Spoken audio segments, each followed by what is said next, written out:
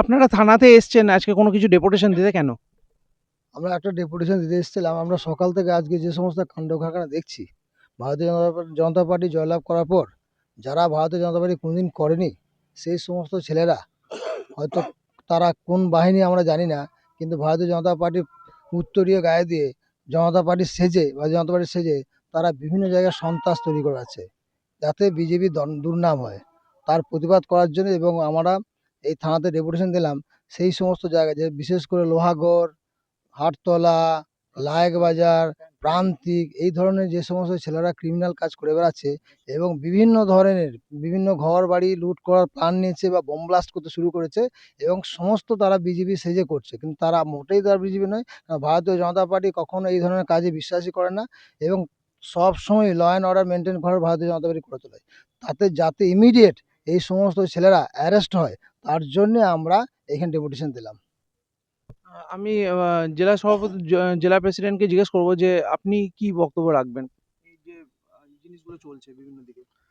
চলছে বলতে, কালকে আপনারা জানেন আমরা অনেক ম্যান্ডেটে বিজেপি সরকার গঠেছে পশ্চিমবঙ্গে।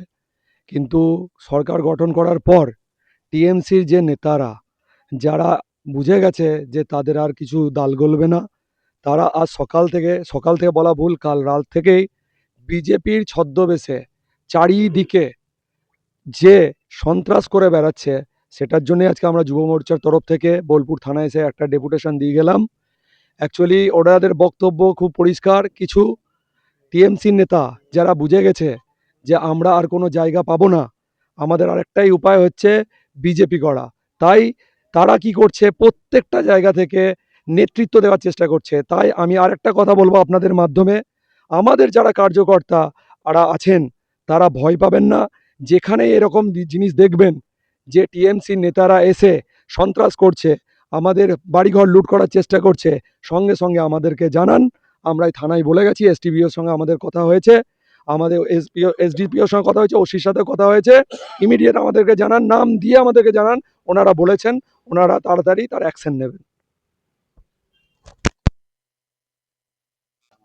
আর একটা বিষয় বলে রাখি, আমরা এই চারিদিকে বোলপুর জেলা জুড়ে তো ঘটছেই, এবং বোলপুর বিধানসভার বিভিন্ন জায়গায়, বিশেষ করে লোহাগড়, মৈদাপুর, আপনার এইদিকে আপনার লাইক বাজার, এই দিকের যেগুলো ঘটছে বিজেপি ছদ্মবেশে যারা করছে, তাদের কিন্তু নাম আমরা চিহ্নিত করে ফেলেছি।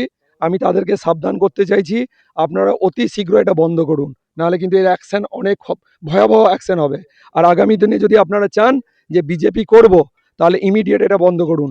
বিজেপির একটা আদর্শ আছে, বিজেপি করতে গেলে যারা 15, 20 বছর 30 বছর ধরে রাজনীতি করছে তাদের নিচেই পার্টিটা করতে হবে।